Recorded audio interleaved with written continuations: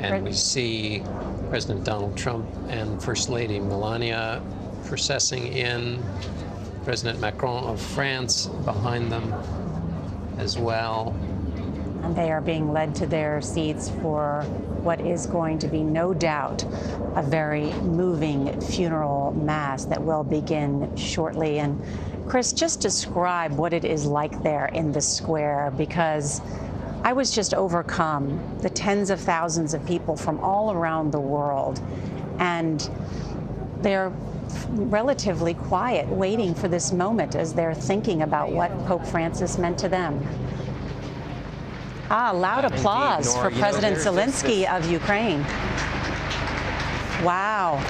The crowd is erupting for Zelensky as they see him, because the crowd has these large television monitors.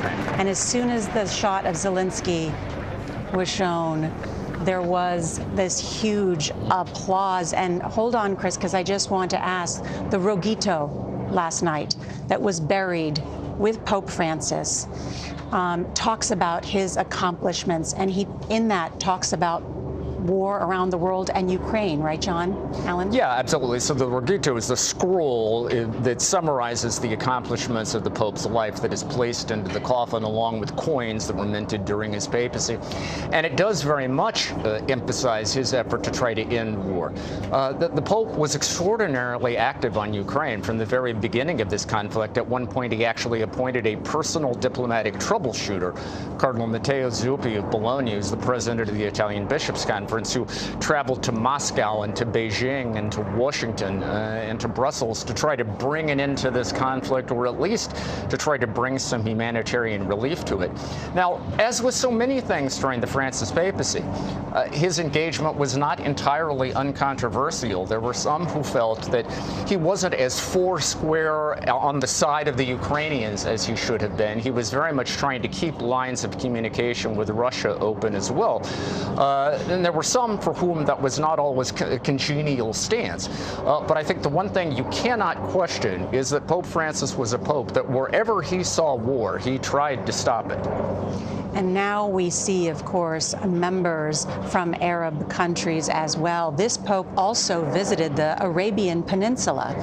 One of his reforms was this interfaith dialogue, right? Yeah, clearly, in a particular way, Pope Francis prioritized outreach to Islam. He signed a historic agreement on human fraternity with the Grand Sheikh of Al-Azhar in Egypt, which many people call the Vatican of the Sunni Muslim world.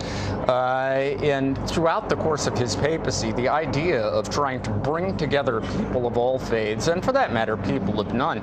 But I think in a way, Pope Francis aspired to be the leader of religious moderates, trying to show that religion is not a divisive force. And just on that point, the Rogito, John Dickerson, it said specifically, it note that the pontificate was marked by numerous appeals for peace against the, quote, piecemeal World War III underway in various countries, especially Ukraine, as well as Palestine, Israel, Lebanon, and Myanmar. That piecemeal World War III stuck out to me. The geopolitical role as a peacemaker, but also, Monsignor, it is a part of the pastoral role to reach out into new parts of the countries. You were saying 23 new countries have cardinals as representation. Yes, absolutely. And just at the end of that Rogito, there really is a summary of Pope Francis telling us that he was an exemplary witness of a universal father. He was an exemplary witness of a holy life, and I think most importantly to me, an exemplary witness of humanity.